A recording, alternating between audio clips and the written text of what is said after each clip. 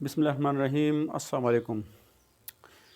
پرسوں میں ایک اسٹیج شو دیکھ رہا تھا، اس میں عمر شریف کہتا ہے کہ دوزخ میں کوئی آگ نہیں ہے، ہر بندہ اپنے حصے کی آگ اس دنیا سے لے کے جاتا ہے۔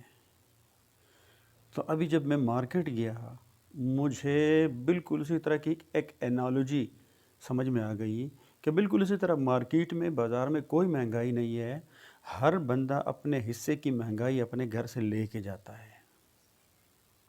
مثال کے طور پر آپ کو پتہ ہے کہ بھئی کوئی چیز مہنگی ہے، وہ 50 60 100% پروفٹ کے ساتھ بک رہی ہے، لوگ ظلم کر رہے ہیں اور پھر بھی آپ اس کو لے رہے ہو۔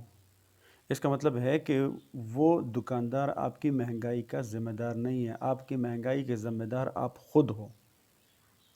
ہمارے معاشرے کا المیہ یہی ہے کہ ہمیشہ ظلم کرنے والے ہوتے ہیں دو، اس کو برداشت کرنے والے ہوتے ہیں 2000۔ تو جو ظلم ہو رہا ہے وہ ان دو لوگوں کی وجہ سے نہیں ہو رہا، وہ ظلم جو ہو رہا ہے وہ ان 2000 لوگوں کی وجہ سے ہو رہا ہے جو اس کو برداشت کر رہے ہیں، جو کہہ نہیں رہے کہ بھائی میرے، آپ جو کسی دفتر میں بیٹھے ہو، ہسپتال اسکول میں بیٹھے ہو، آپ کسی سرکاری دفتر میں بیٹھے ہو، آپ کہیں بھی بیٹھے ہو، آپ یہ ظلم کیوں کر رہے ہو؟ ان 2000 لوگوں میں پوچھنے کی حس نہیں ہوتی۔ اب اگر میں گیا وہاں پہ مارکیٹ میں، چکن کتنے کا؟ اتنے کا ہے۔ اچھا سبزی کتنے کی؟ اتنی کی ہے۔ مجھے پتہ چل گیا کہ یہ قیمتیں جو ہے نا کافی ہائی فائی بہت زیادہ ہیں۔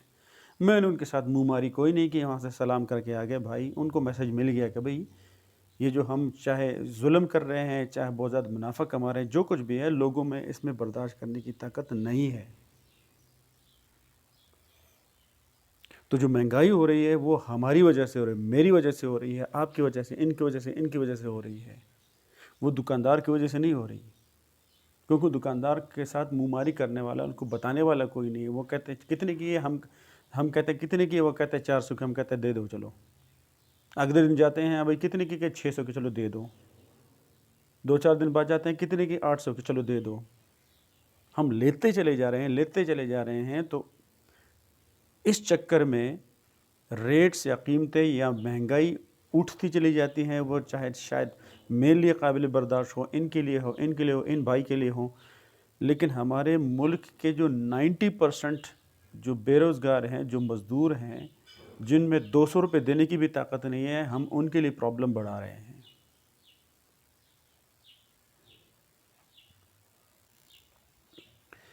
کافی دنوں سے یہ فیس بک پہ میسیجز آ رہے ہیں، چکن کا بائیکاٹ کریں گے، چکن کا بائیکاٹ کریں گے، لیکن پریکٹیکلی ہم نہیں کر رہے ہیں، اس لیے ریٹ وہیں کے وہیں کھڑے ہیں جو عید کے دنوں میں تھی۔ اب عید کو تو عید میں چلو مجبوری ہوتی ہے، مہمان آنے جانے ہوتے ہیں، سفید پوشی کا بھرم رکھنا ہوتا ہے، لیکن ابھی تو 8واں 9واں 10واں دن ہے، ریٹ وہیں کے وہیں پہ کھڑے ہوئے ہیں، کیونکہ ہم ریزسٹ نہیں کر رہے۔ یہ میں صرف چکن کی بات نہیں کر رہا، چاہے سبزی ہو، چاہے اور کوئی کنزیومر گڈز ہوں، ہم میں ریزسٹ کرنے کا مادہ ہی نہیں ہے۔ ہم دکاندار کے ساتھ ریٹ کے بھاؤ تاؤ میں باہر ڈرتے ہیں، اپنے جاننے والوں سے، رشتہ داروں سے، بھائی بہنوں سے، کبھی یہ لوگ کیا کہیں گے، اور گھر کا آ کر ہمیں اپنے گھر والوں سے ڈر ہوتا ہے جو پوچھیں گے کہ بھائی آپ یہ چیز کیوں نہیں لائے۔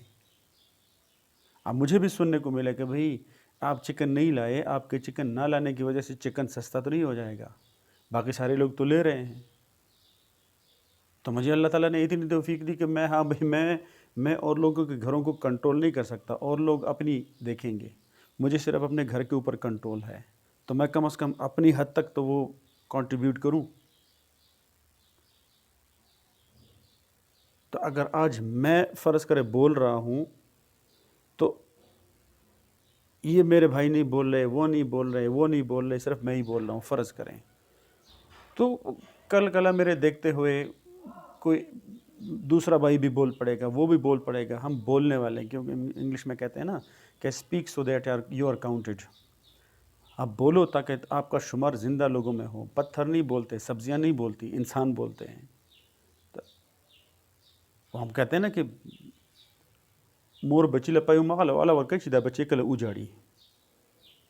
تو ہمیں سب پتہ ہے کہ ہمارا والی وارث کوئی نہیں، ہمارا پوچھنے والا کوئی نہیں، ہم نے اپنے حقوق کا، کنزیومر رائٹس کا خود ہی پوچھنا ہے۔